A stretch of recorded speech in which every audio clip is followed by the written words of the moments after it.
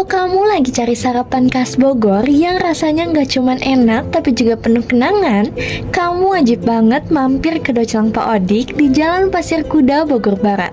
Warung kecil di pinggir jalan ini sudah eksis sejak tahun 80-an dan sampai sekarang masih jadi sarapan legendaris warga Bogor.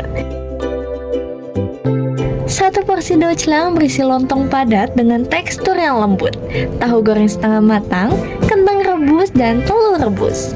Lalu diguyur sambal kacang sangrai yang gurih, disirami kecap, ditaburi bawang goreng, dan ditambah kerupuk biar makin lengkap. Sederhana, tapi rasanya juara. Proses pembuatannya masih sangat tradisional. Panjang sekali kalau pembuatannya gitu. Tapi yang jelas lontongnya digodok 12 jam. Kalau kacangnya itu disangrai tanpa minyak, ditumbuk, itu baru kita adonin. Kacang disangrai tanpa minyak, ditumbuk halus dan diolah tanpa bahan pengental. Itu yang bikin bumbunya kental tapi lembut. Aromanya wangi banget dan rasa gurihnya nempel di lidah. Bungkus docelangnya pun sangat unik, masih memakai daun patat, sesuatu yang udah jarang banget ditemuin di penjual docelang saat ini. Nggak heran kalau rasanya tetap otentik dan bikin nostalgia. Dulu bapak keliling, akhirnya nemu di sini. Itu tahun 1980-an. Soal harga nggak perlu khawatir, sepiring docelang cuma 10.000 aja. Kalau pakai telur jadi 15.000. Murah, ngenyangin, dan bergizi.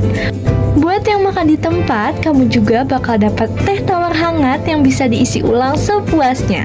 Cocok banget kan buat nemenin udara sejuk pagi hari di Bogor. Sebenarnya sih ini termasuk kayak makanan sarapan. Jadi pagi-pagi sekali tadi tuh sekitar jam 8-9 rabe. Warung ini buka setiap hari dari jam 7 pagi sampai jam 2 siang. Jadi kalau kamu yang bangunnya agak siang masih sempat kok mampir sebelum tutup. Docelang Pak Odik itu sejak dulu ya, mungkin sejak beliau ada. Dan itu sudah saya kenal sejak masih muda, Docelang Pak Odik ini sampai sekarang. Buat Pak Mustafa yang udah puluhan tahun jadi pelanggan setia, rasa docelang di sini punya keunikannya tersendiri. Yang membedakan pertama dari itunya ya, dari lontongnya ya. Lontongnya halus dan saya lihat itu bungkusnya masih pakai alami, pakai daun, itu yang saya suka. Terus dari segi bumbu juga kebanyakan docelang yang sekarang kan di blender ya, halus. Kalau ini kan sepertinya masih alami, masih ada kacang-kacangnya, jadi ditumbuk lah gitu ya, itu yang saya suka. Keistimewaan docelang Pak Odik ini bukan cuma soal rasa, tapi juga cerita di baliknya. Setelah sang pendiri almarhum Pak Odik wafat, usaha ini diteruskan oleh anaknya Ismail dengan cara yang sama, resep yang sama, dan ketulusan yang sama.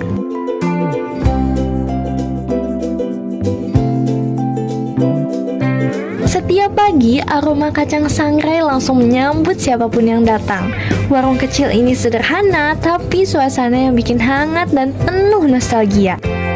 Bagi warga Bogor, docelang Pak Odik bukan sekedar sarapan, tapi bagian dari cerita panjang kuliner kota hujan yang masih bertahan sampai sekarang.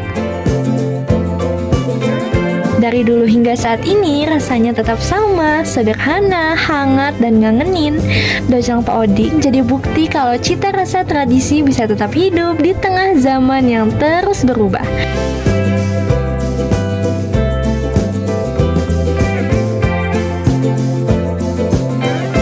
Jadi kalau kamu lagi main ke Bogor, jangan cuma cari kopi atau tempat hits aja. Cobain juga docelang Pak Odik, sarapan legendaris yang bikin kamu jatuh cinta dari suapan pertama.